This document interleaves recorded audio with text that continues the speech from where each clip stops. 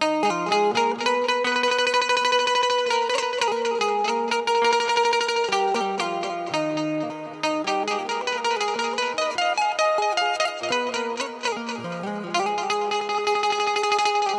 भैया, हम भोजपुरी लोक गायक आप सबके बेटा भाई नागेंद्र उजाला गोरखपुरी, आप तब भोजपुरिया जहान के सादर प्रणाम बा भैया। और आज इस स्टूडियो में तमाम हमारे अच्छे अच्छे वादक लोग आइल बा, साथ ही साथ हमारे आदरणीय बड़े भैया पेंजू पे संगत दे रहल वाड़ी सगीर भैया, साथ ही साथ हमारे बीच हमारे भाई अहमद जी नाल पे संगत देतवाड़ी, बड़े भाई रविंद्र चौरसिया जी के हमेशा प्यार दुलार रहेला। साथ ही साथ स्टूडियो के सभी मेंबर्स से सादर प्रणाम बा भैया। साथ ही साथ हमारे बड़े भाई अवधेश राजा जी के भी स्वागत बा। आई आज इस समाज के देखत में एगो आपके बेटा भाई के मुख्य आवाज निकलल बा, जे आजकल के समाज में माँ बहन की काफी बुरा असर प्रभाव पड़ता। आजकल के जो लोग बा शिक्षा के अभाव बा भैया। आई आज वही के बारे में दो चार शब्द रखब आपके बीच में। आई सुनल जा सगीर भैया।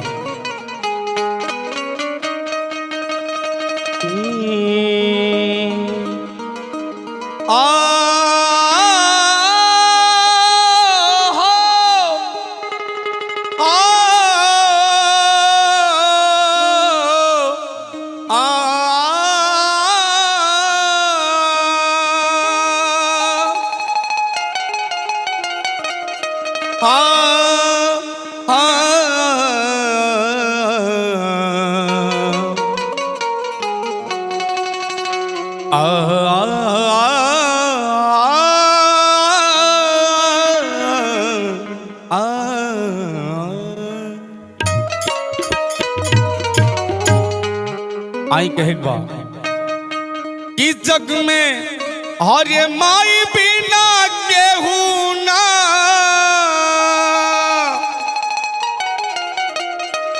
हवा कि जग में हर माई बिना केहू ना, हर सहाय ना होई हो, हर सहाय न होई हो, केहू के तनो दुलारी बाकी माई न होई हो, केहू के तनो दुलारी बाकी माई न होई हो। जग में माई बिना केहू ना हो, जग में माई बिना केहू ना, जग में माई बिना केहू ना, सहाय ना होई हो, सहाय ना होई। लेकिन कहे का हो, केहू के तनो दुलारी बाकी माई ना होई, केहू के तनो दुलारी बाकी माई ना होई। क्या बात बा, जय हो।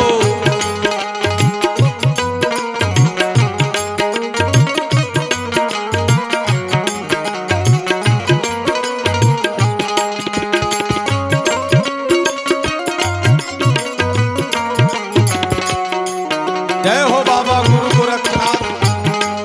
क्या बात बा,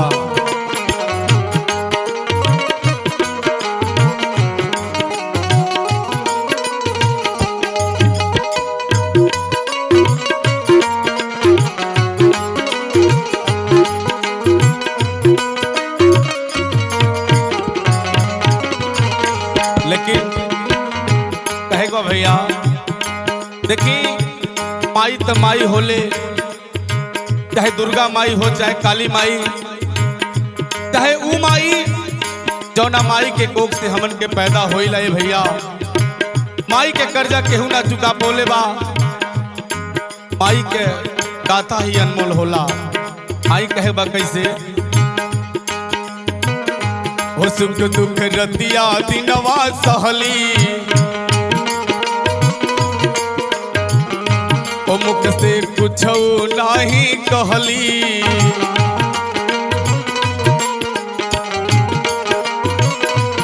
हो सुख दुख रतिया दिनवा सहली मुख से कुछ नहीं कहली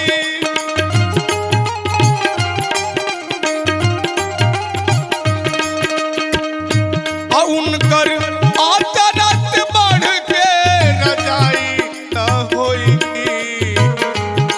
देखी अगिर भैया वो माई के ममता ऐसा निराला होला यो माई के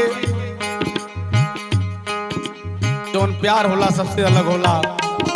लड़का कहता उनकर आचरण बढ़ के रजाई न होई हो केहू के तनो दुलारी बाकी माई न होई केहू के तनो दुलारी बाकी माई न होई। क्या बात है वाह।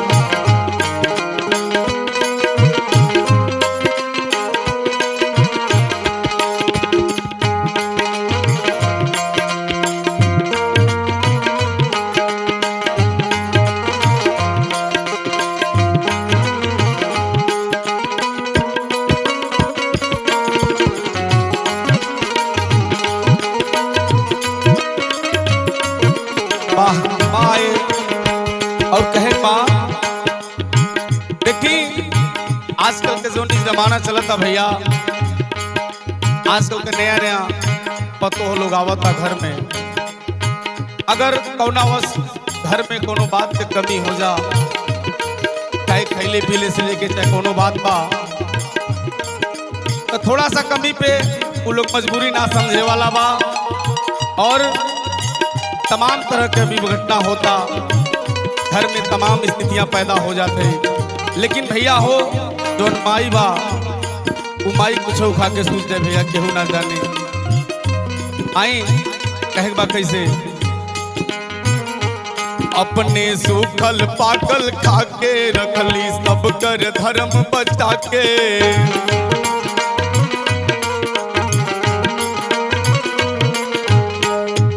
अपने सूखल पाकल खा के रखली सब कर धर्म बचा के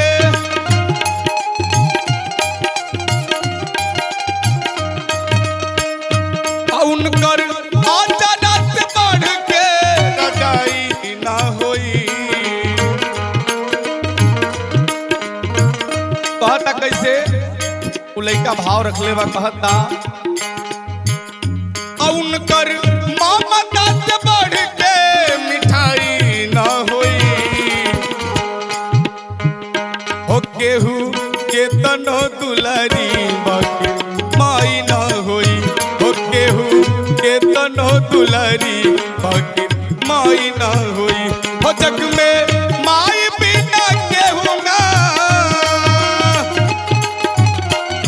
हो जग में माई बिना केहू ना तहाई न होई हो तहाई न होई। और कहे बा कैसे हम साहब की जे माई से प्रेम करेला कि लास्ट लाइन बा वो माई खातिर कहे बा कैसे तब केहू अपने अपने महतारी के याद करी अपने माई के प्रेम में कहे बा हो केहू के तनो दुलारी बाकी माई न होई हो केहू के तनो दुलारी बाकी माई न होई हो जग में माई बिना केहू ना हो जग में माई बिना केहू ना तहाई न होई हो तहाई न होई हो केहू के तनो दुलारी बाकी माई न होई हो केहू के तनो दुलारी बाकी माई न होई हो केहू के तनो दुलारी बाकी